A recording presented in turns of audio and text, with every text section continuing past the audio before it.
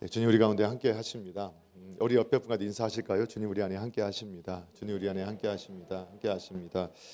네, 우리 교회 소식은 우리 MJ 방송과 우리 주보를 참조하시고 12월에는 교회 한 해를 마무리하고 새해를 준비하면서 많은 행사들이 준비 계획되어져 있습니다. 우리 성도님들이 잘 참조하셔서 해당되는 모임에 잘 참여하시고 그리고 또 신청해야 하는 일들, 또 우리가 참여해야 할 일들이 많이 있습니다. 또 헌신하셨던 분들의 감사가 있고, 또 세례 유아 세례 사진 또 증서 또 나와 있는데 잘 참조하셔서 확인하셔서 받아가시면 좋겠고요. 한 가지만 제가 좀 강조하고 싶은 것은 내년부터는 우리가 잘 읽지만 우리 성도님들이 좀 성경을 좀 읽어서 촬영을 해서 우리 매일 분량만큼을 전하기를 원하는데, 내가 성경 읽는 거를 좀 잘한다, 내가 글 읽는 거 똑부러지게 한다라고 아니라 할지라도 좀 해보고 싶고 하면 여러분께 음성으로 이렇게 보고 잘 읽고 음성으로 이렇게 전달을 하고 화면에서는 그 성경이 나가게 주로 하게 될 거니까 너무 긴장하지 않으시고 해도 되거든요. 그래서 좀 은사가 있으신 분들, 또 내가 하고 싶으신 분들 많이 신청하시면 감사하겠습니다. 오늘 이제 저희 함께 이제 성경 말씀 호세아 13장 말씀 14절 또 중심에서 속량하며 구속하리니, 이런 제목으로 말씀을 통해서 은혜를 받으려고 합니다. 우리가 호세아서를 벌써 이제 마무리할 시간이 다 되고 있는데, 다음 주면 호세아서 전체가 마무리가 됩니다. 그러니까 하나님께서 호세아 시대 이스라엘 백성들을 향해서 하나님께서 호세아 선지자의 가정, 그 삶을 통해서 하나님의 뜻을 전달해 주셨고, 그리고 4장부터 14장까지 9번에 걸친 설교 또는 예언 메시지를 통해서 이 시대를 향한 하나님의 마음을 이렇게 전달하셨습니다. 그 내용이 거의 비슷합니다. 그러니까 하나님의 백성, 이스라엘 백성, 하나님의 백성이 하나님의 징계를 받게 된 것에 대한 안타까움, 그리고 그 결과 어떠한 일들이 발생하게 될 것인가, 되었는가, 이거를 증거하고, 그러나 그 백성을 향한 하나님의 마음은 언제나 동일한 사랑과 긍휼의 마음인 것을 밝히시고, 그리고 너희가 살 길은 내게로 돌아오는 것이다, 이것이 반복되어져서 말씀하고 있습니다. 그리고 이 모습을 이렇게 반복하느냐, 그것이 이 시대 호세아 시대의 하나님의 백성의 모습이었을 뿐만 아니라 오늘을 살고 있는 이 시대의 그리스도인들인 저와 여러분, 하나님의 백성들의 모습일 수 있기 때문에 하나님께서는 우리에게 거듭 반복하면서 돌아올 것을 말씀하시는 이 메시지를 주고 있다라고 생각할 수 있습니다. 오늘 이 말씀을 듣는 저와 여러분이 하나님께로 돌아오는 은혜가 있기를 주님의 이름으로 축복합니다. 자, 먼저 그래서 오늘 본문 말씀도 반복되어지지만 이스라엘이 왜 징계를 받게 될 것인가, 되게 되는가, 그 이유를 함께 살펴보면, 먼저 오늘 13장 꼭 다 펴놓으셔야 됩니다. 1절 말씀을 같이 한번 읽어보도록 하겠습니다. 함께 있습니다. 시작. 에브라임이 말을 하면 사람들이 떨었도다. 그가 이스라엘 중에서 자기를 높이더니 바알로 말미암아 범죄함으로 망하였거늘. 자기를 높였다. 그것이 6절에서는 이렇게 표현되어 있어요. 6절 함께 읽겠습니다. 시작. 그들이 먹여준 대로 배가 불렀을고 배가 부르니 그들의 마음이 교만하여 이로 말미암아 나를 잊었느니라. 아멘.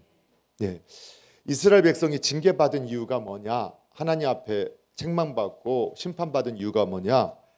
교만 때문이다, 이렇게 말씀하고 있어요. 교만.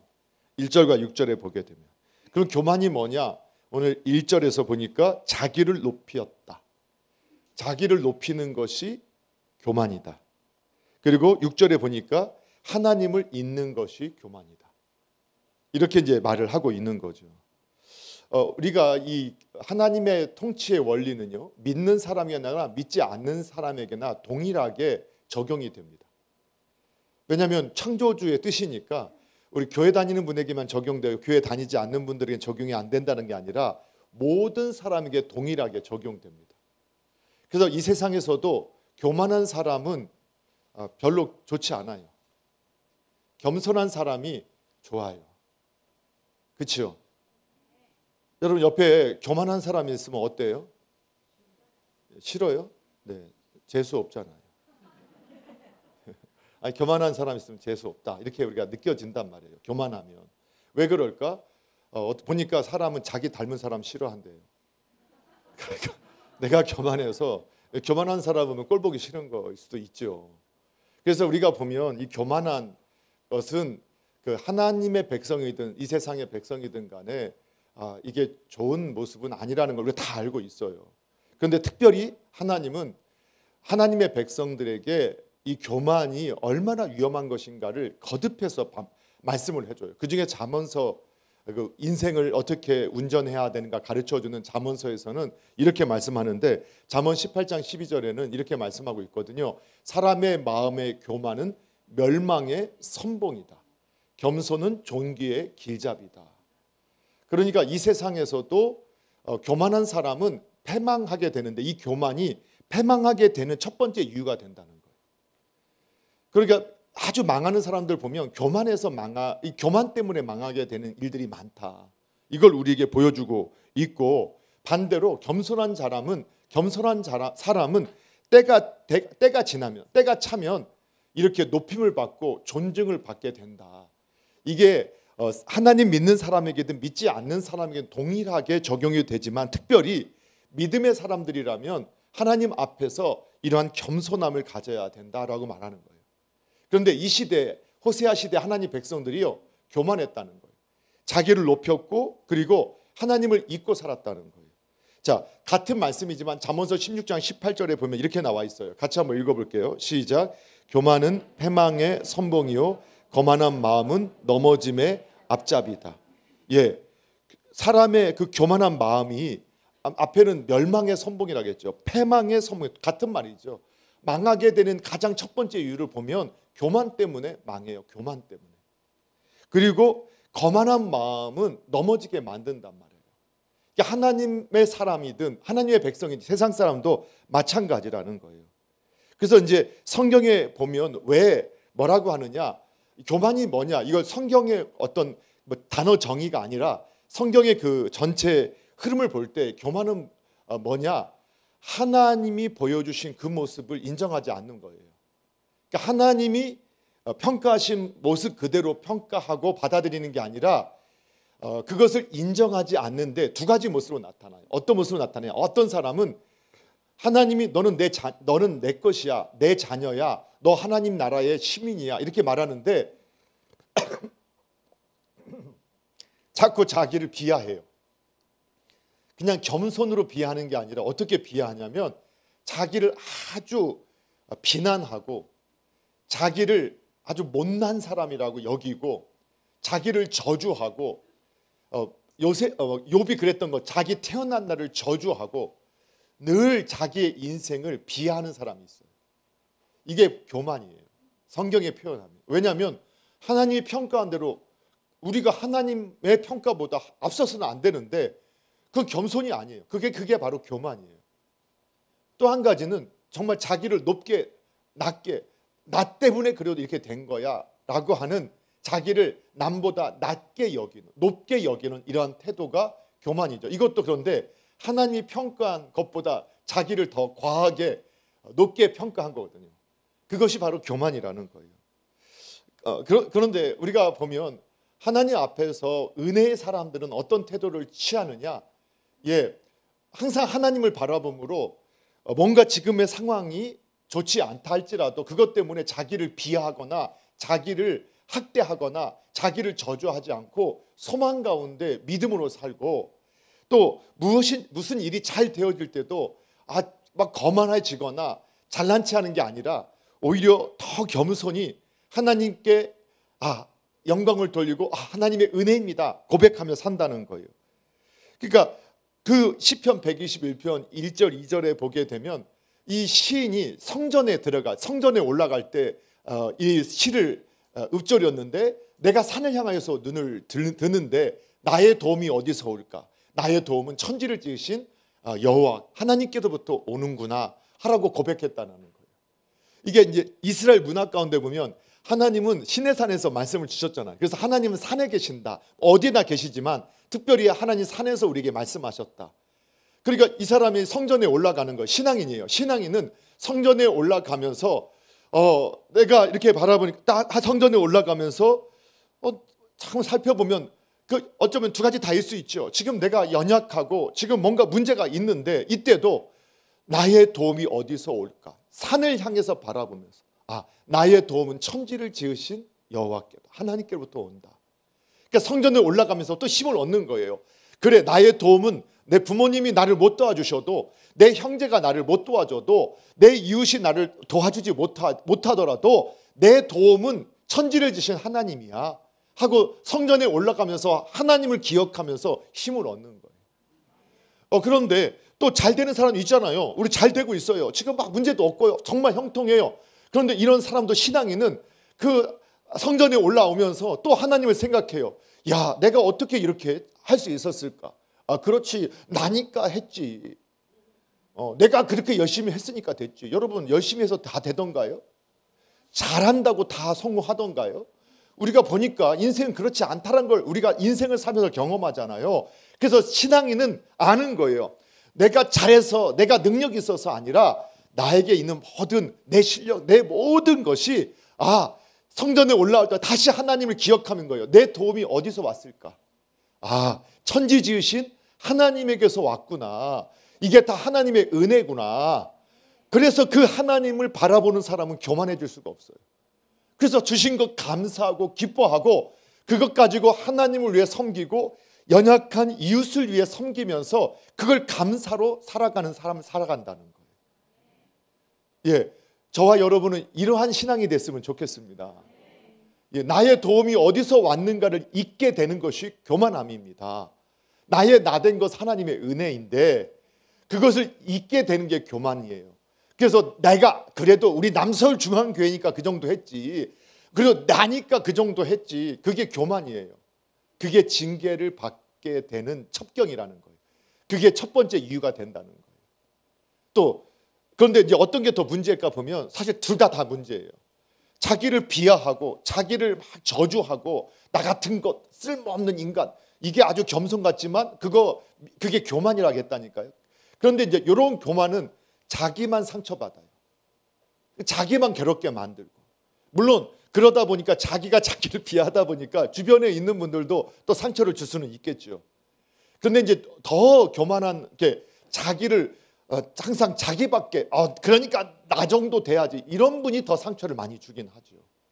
그래서 여러분, 성경에 보니까 오늘 6절에도 보니까 먹여주고 배부르게 됐을 때 오히려 교만해져요. 성경에 보니까 고난당하고 어려울 때 교만해지는 이런 영적인 교만이 있긴 하지만 그때 교만해지는 것보다 훨씬 더 많은 경우가 잘 되어지고 배부르고 따뜻할 때 교만해지는 사례가 많아요. 그래서 성경에도 보면은요, 마귀가 어떤 존재냐? 천사가 타락한 존재라고 말해요. 그건 천사가 왜 타락했느냐? 교만 때문에. 내가 하나님의 자리까지, 하나님 자리 위에까지 올라가리라. 그러니까 루시퍼, 하나님의 찬양 대장, 찬양을 인도하는 찬양 대장이었어요. 그리고 그 찬양 대원들과 함께 하나님을 찬양하는 데 앞장섰어요. 그런데 하다 보니까 너무 아름답고 귀하니까 자기의 이름을 하나님 이름보다 높여야겠다. 교만해지니까 어떻게 돼? 타락하게 됐어요. 천사라도 아무리 아름다운 사명을 맡은 사람이라도 교만해지니까 어떻게 되느냐? 마귀가 돼요. 귀신 돼요. 그래서 여러분, 이 세상에서도 마귀 일한다, 마귀짓 한다 이렇게 표현하잖아요. 여러분, 세상에서도 마귀짓 하는 다 교만한 사람들이에요. 교만한 사람들이 다 마귀 역할하고 마귀짓해요. 교회 안에서도요, 천사같이 쓰임받았던 사람도 교만해지면 마귀짓해요. 정말이에요. 천사같이 쓰임받던 사람도 교만해지면 그때부터 마귀 역할이에요. 그래서 우리가 정말 교만하면 하나님의 징계를 받는 첫 번째 이유가 되는구나. 이스라엘 백성, 이 시대는 그랬다는 거예요. 그럼 오늘 우리는 어떨까요? 오늘 저와 여러분은 어떠세요? 하나님 앞에 겸손하신가요? 아니, 억지로라도 아멘을 해보시려고 하셔야지. 저도 설교하면서 저도 그냥 가슴이 찔려요. 그렇지만 우리 인간은 다 죄성이 있었으니까. 그러나 우리가 다시 하나님 앞에서 그래, 내가 혹 또 하나님 없이 또 나를 높이면서 내가 하나님을 잊고 살았다면 내가 다시 내가 교만했구나, 내 영이 또 교만했구나 하고 빨리 돌아올 수 있게 되기를 주님의 이름으로 축복합니다. 그래서 우리 남서울 중앙교회 오늘날 이 시대의 신앙인들은 하나님을 잊지 아니하고 하나님을 높이고 그분 앞에 겸손함으로 주님이 높여주실 때 들림받는 분들 되시기를 주님의 이름으로 축복합니다.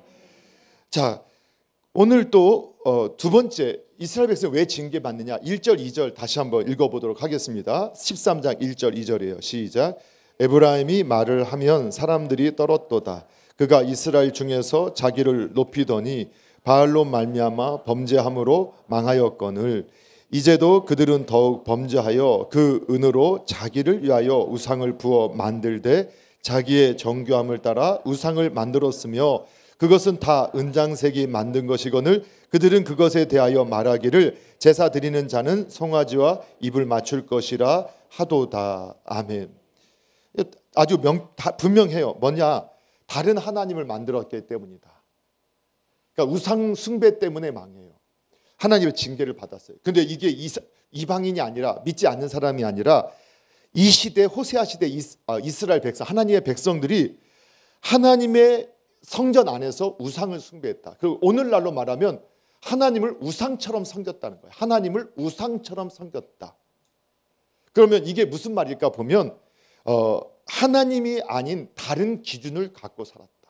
이렇게 이해할 수 있어요. 그러니까 하나님이 아닌 다른 기준. 그러니까 신앙은 뭐냐? 신앙인이라는 건 뭐냐? 우리에게 절대 기준이 있습니다라고 고백하는 게 신앙인입니다. 예, 여러분, 저와 여러분 절대 기준이 있습니다. 그게 누구시죠? 하나님이세요. 그리고 그분의 말씀이 우리의 삶의 절대 기준이에요. 그런데 이 종교인 아니면 이 우상을 숭배하는 사람들은 뭐냐? 다른 기준을 만들었다는 거예요. 하나님이 아닌. 그 지난 시간에 살펴봤던 것처럼 하나님의 백성인데 하나님을 배제하고 결정해요. 집안에서의 문제도 하나님 없이 배제하고 부부끼리 의논해서 결정해요. 하나님 없이 하나님을 섬기는 가정이에요. 그런데 하나님 배제하고 부부끼리 결정해요.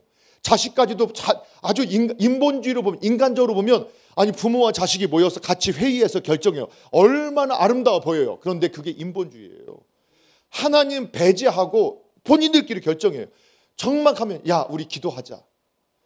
우리 이 문제가 있는데 너도 기도하고 나도 기도할 테니까 엄마 아빠도 기도할 거 너희도 기도하고 우리 이번 주에 기도하고 나서 우리 같이 한번 하나님 우리가 받은 응답대로 한번 같이 나눠보자. 이게 아니라는 거예요. 하나님 배제해요.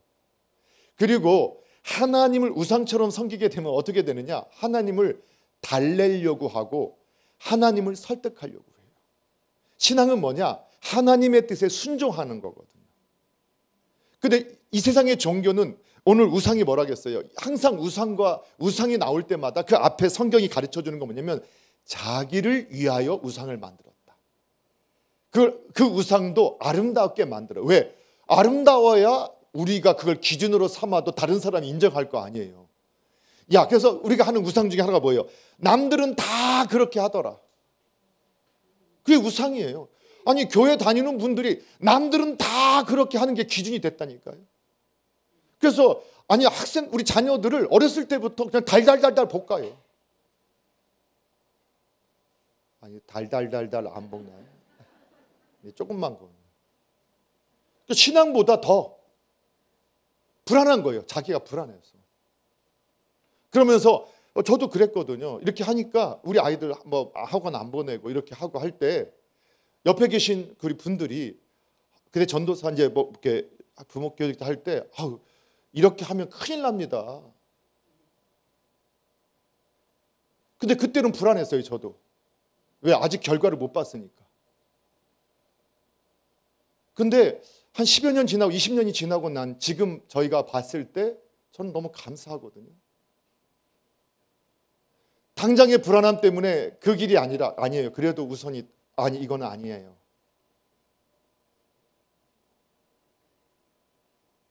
네. 하나님이 기준이라는 거예요.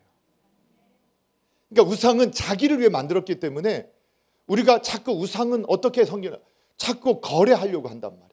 순종하려고 하는 게 아니에요.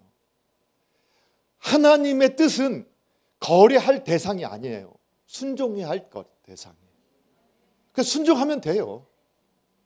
그런데 내가 다른 기준을 갖고 와서 하나님 앞에 다른 하나님 데리고 와서 하나님, 요 하나님이 말하는데, 이게 하나님이라 말은 안 하지만 그냥 제가 표현을 하는 거예요.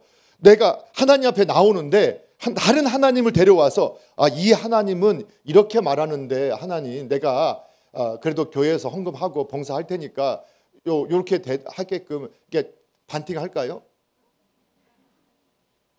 그러니까 하나님도 잘 되게 해주시고 요 방법도 잘 되게 해주시면 안 될까요? 이게 이제 하나님을 달래는 거예요. 뭘로? 헌금으로 달래고, 그리고 봉사로 달래고, 그리고 우리 열심으로 달래는 거예요. 그래서 내가 원하는 것 해달라고 하는 거예요.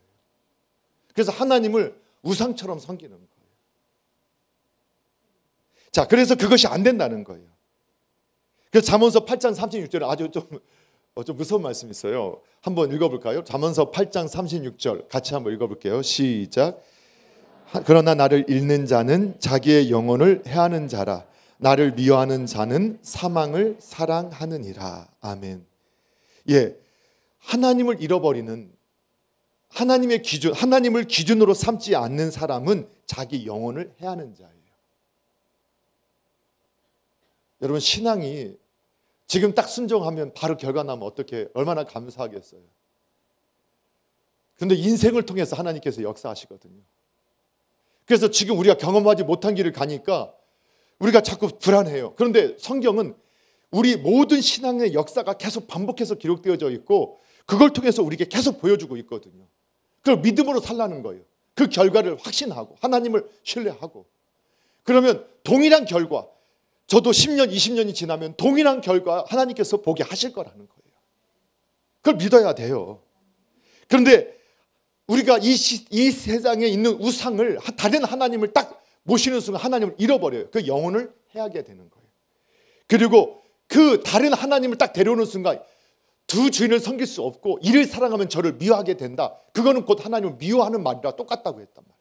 성경은 그렇게 해석해요. 하나님은 그렇게 해석해요. 하나님 앞에 다른 하나님을 딱 데리고 오는 순간 너는 나를 미워하는구나. 이렇게 딱 인정한다는 거예요.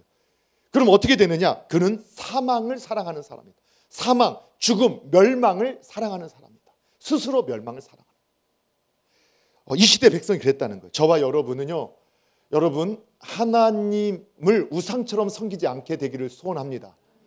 저와 여러분은 이 시대의 하나님의 백성, 호세아 시대 하나님의 백성은 실패했지만 오늘 이 시대의 하나님의 백성인 저와 여러분은 하나님을 하나님답게 섬기고 그분을 우리가 설득하거나 그분과 거래하는 신앙인이, 종교인이 아닌 그분의 뜻에 순종함으로 그분을 따르는 삶이 되기를 주님의 이름으로 축복합니다. 그래서 주님이 주시는 그 결과, 축복의 결과를 저와 여러분이 간증하는 삶이 되기를 주님의 이름으로 축복합니다. 그리고 이 결과, 하나님 앞에 교만해지고 하나님 우상처럼 섬긴 결과일 수도 있고, 또 이것이 또 하나님께 징계받는 이유일 수도 있습니다. 9절 말씀 보니까 이렇게 되어 있어요. 9절 같이 함께 읽겠습니다. 시작. 이스라엘아, 네가 패망하였나니 이는 너를 도와주는 나를 대적함이니라. 아멘. 예, 당연한 결과예요. 교만한 사람, 그리고 하나님을 우상처럼 섬기는 사람은 하나님과 싸우는 사람이 된다는 거예요. 예, 여러분, 우리가 순종할 때는 싸울 일이 없죠. 내가 그분의 뜻에 내가 바짝 엎드렸기 때문에. 그런데 내가 엎드리려고 안 해요. 그럼 어떻게 돼요? 자꾸 대적하게 되거든요. 처음에는 말싸움 하죠. 근데 행동으로 보여요. 우리도 그렇잖아요. 자녀들하고 그런 거 배우잖아요. 그걸 통해서 우리가 뭘 배워요? 나도 그랬지 하는 거 깨닫잖아요. 안 깨달으셨어요. 그래서 그때 부모님이 이렇게 속상했었구나. 보여서 그렇게 말하는데 아니라고 자꾸 말을 하죠. 그러면 그 말도 그 아이의 형편에서 맞는 말이니까 참 답답하죠. 근데 그래도 안 돼 하면 어떻게 하냐? 막 안 먹어, 나갈 거야 막 이러면서 행동으로 보인단 말이에요. 그래서 하나님을 대적해요. 그런데 이건 원문을 보면 이걸 번역본들을 보면 이 해석이 좀 다르게 나와요. 표준 세번역본 보면 이렇게 나오는데 이스라엘아, 내가 너를 멸망시키로 작정하였는데 이제 누가 너를 도울 수 있겠느냐.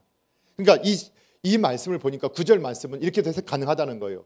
그러니까 하나님께 징계받는 이유가 뭐냐? 교만하고 하나님을 우상처럼 섬겨서 하나님을 대적하니까 하나님 앞에 징계받고 심판받을 수밖에 없어. 이런 의미도 되고, 자, 네가 교만해져서 하나님을 우상처럼 숭배하고 또 우상처럼 섬기고 다른 하나님을 가지고 오니까 어떻게 되느냐? 그래? 네가 그거 의지해서 살아보겠다고? 네가 그거 의지하면 될 거라고? 그래. 그러면 내가 너를 멸망시키려 작정했어. 정말 그것들이 도울 수 있는 거 한번 볼까? 라는 메시지로도 해석할 수 있다는 거예요. 둘 다 똑같은 말이에요. 여러분, 하나님을 떠나면 모든 것을 잃어버린다. 지난주 계속 생각하십시오. 물고기가 물 밖에 나와서 파도닥 벌면거릴수록 정말 열심히 힘을 다해 살지만 계속 말라가고 죽어간다. 근데 하나님 안에 있으면 그렇게 애쓰지 않아도 그냥 그 생명을 누리면서 사는 것이 된다. 잊지 마십시오. 그 저와 여러분은요, 하나님하고 싸우는 사람 돼서는 안 돼요. 예, 뭐 사람하고는 싸울 수 가끔 있어도 하나님의 말씀입니다 하고 주님께서 깨닫게 하시면 아멘 하고 순종의 사람이 되셔서 복의 통로로만 쓰임받게 되기를 축원합니다.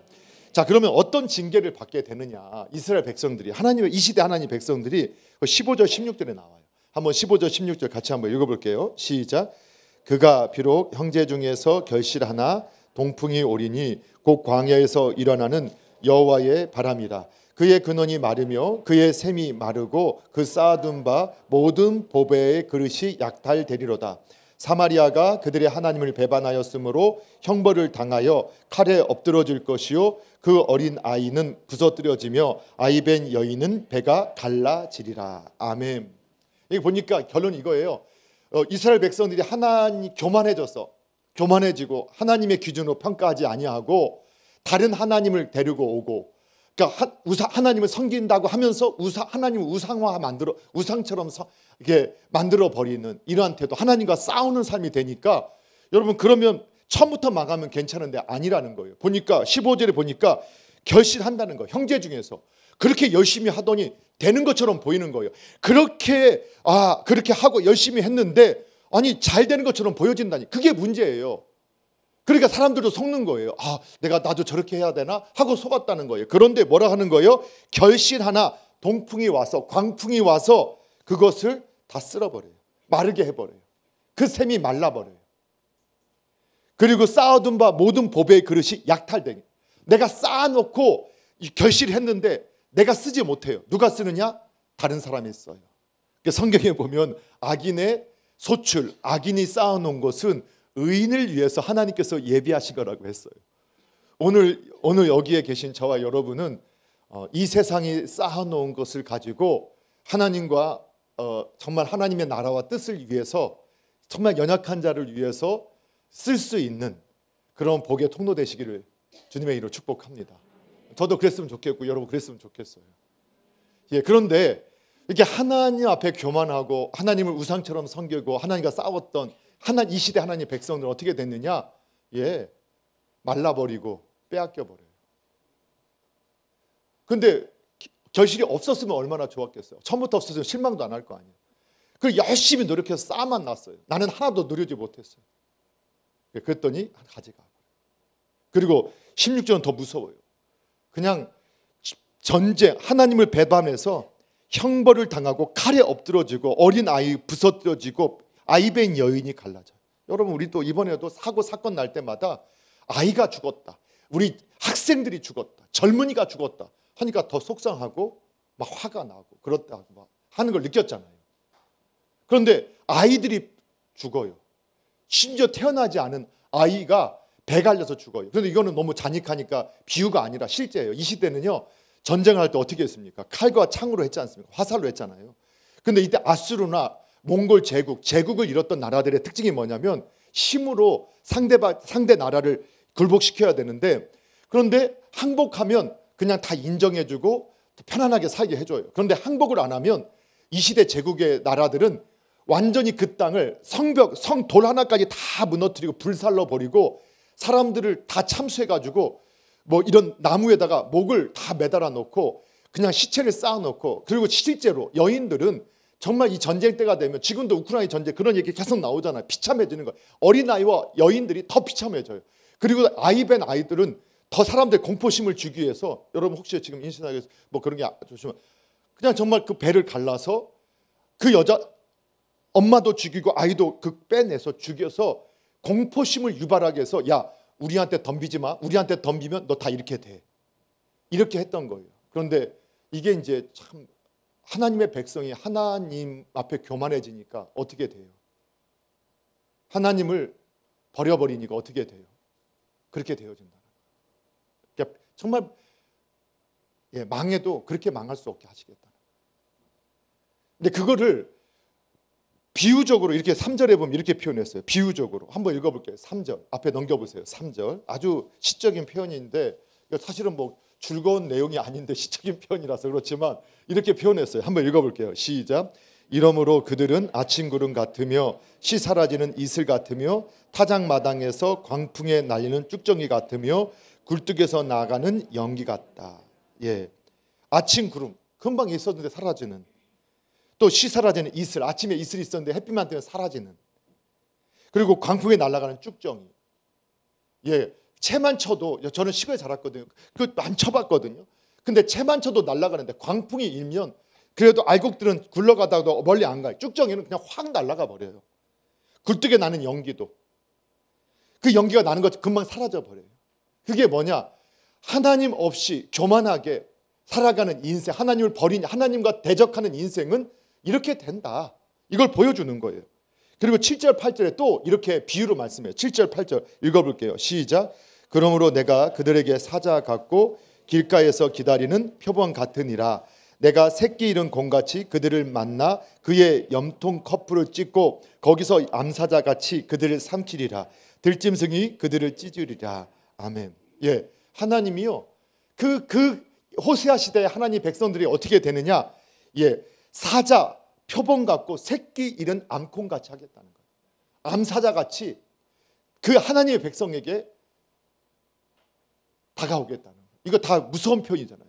하나님은 원래 사랑의 하나님, 따스한 하나님, 포근한 하나님인데, 이처럼 하나님을 떠나 하나님을 대적하고 교만하고 하나님을 우상처럼 만들어버리는 이러한 사람들에게는 어떻게 하나님이 이 표현이 가장 다가와요. 새끼 잃은 암콩.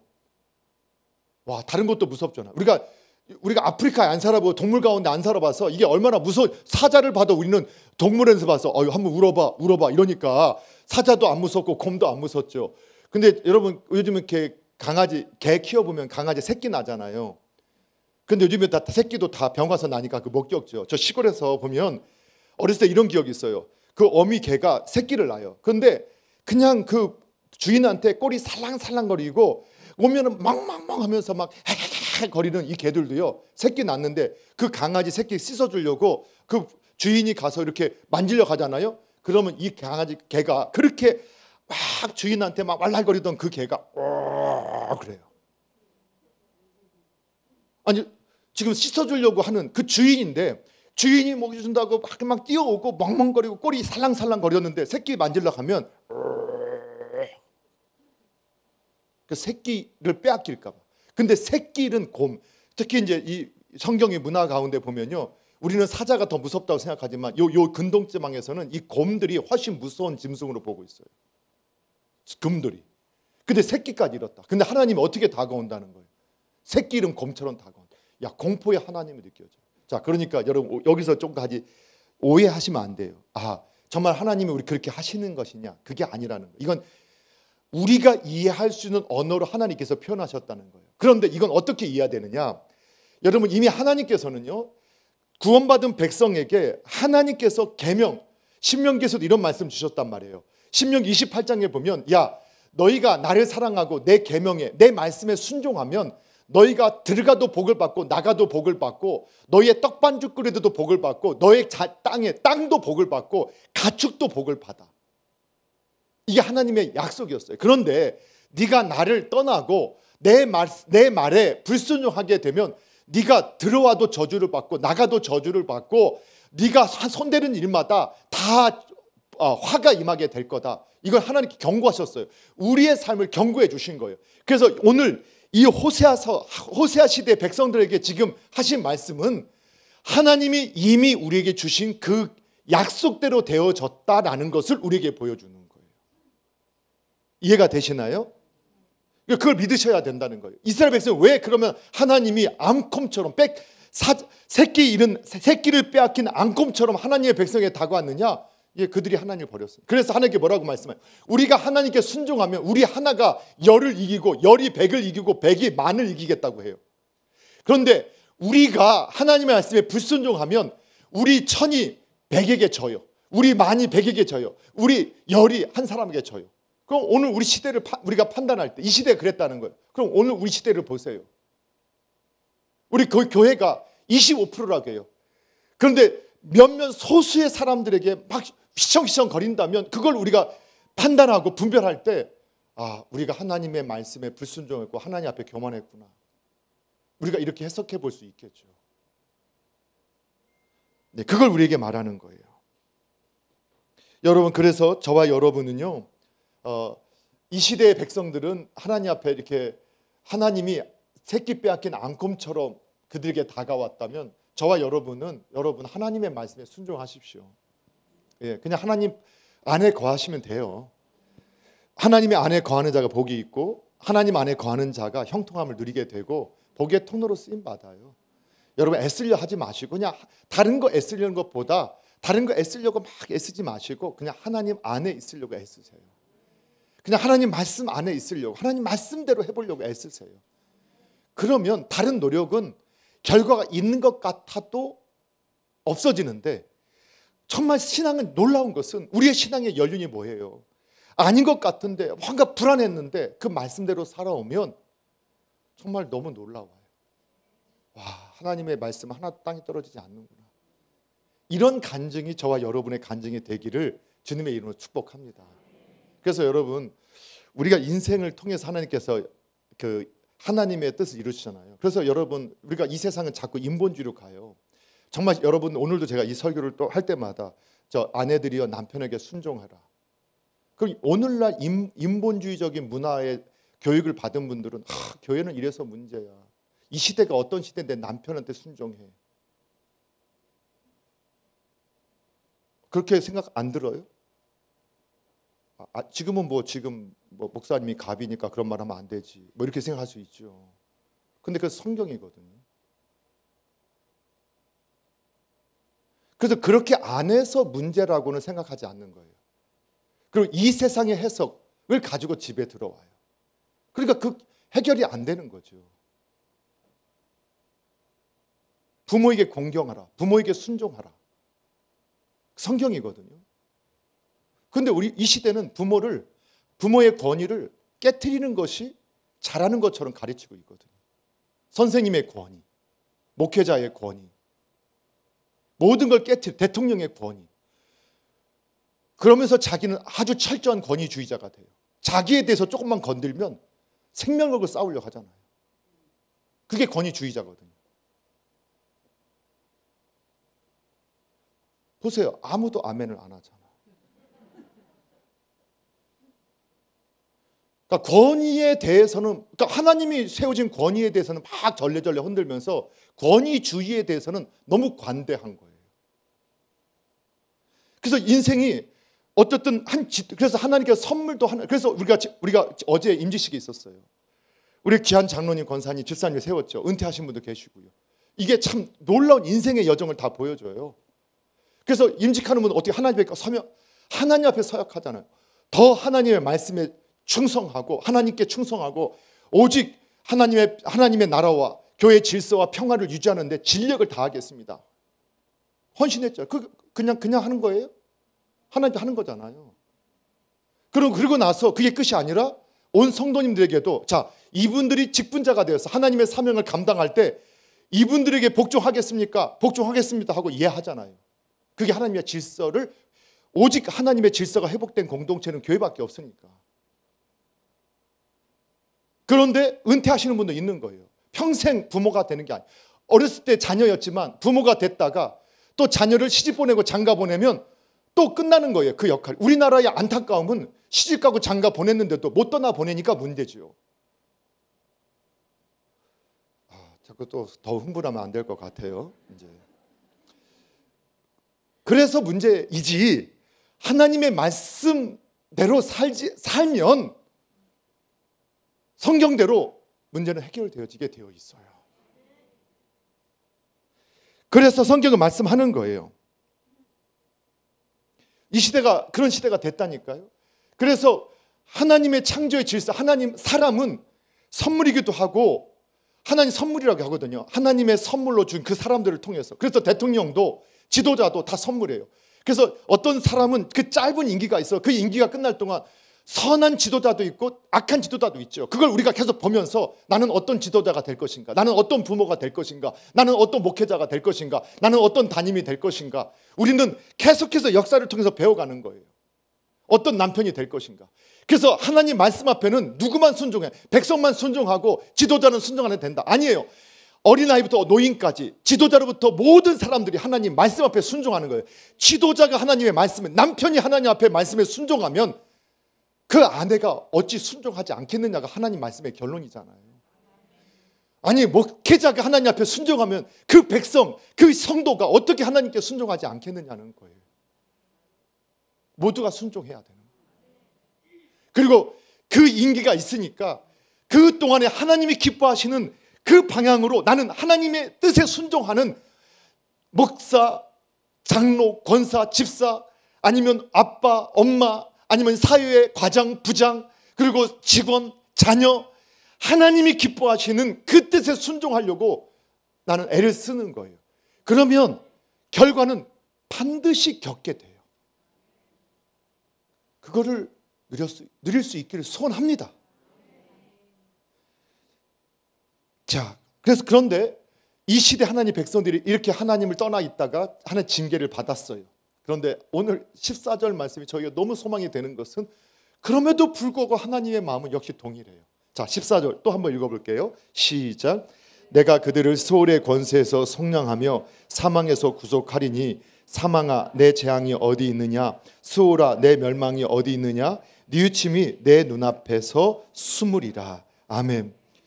예, 그럼에도 불구하고 하나님은, 우리를 향하신 하나님의 생각은 재앙이 아니라, 저주가 아니라, 화가 아니라 평안이요 장래의 희망을 주려고 하시는 것이 하나님의 뜻이라는 거예요.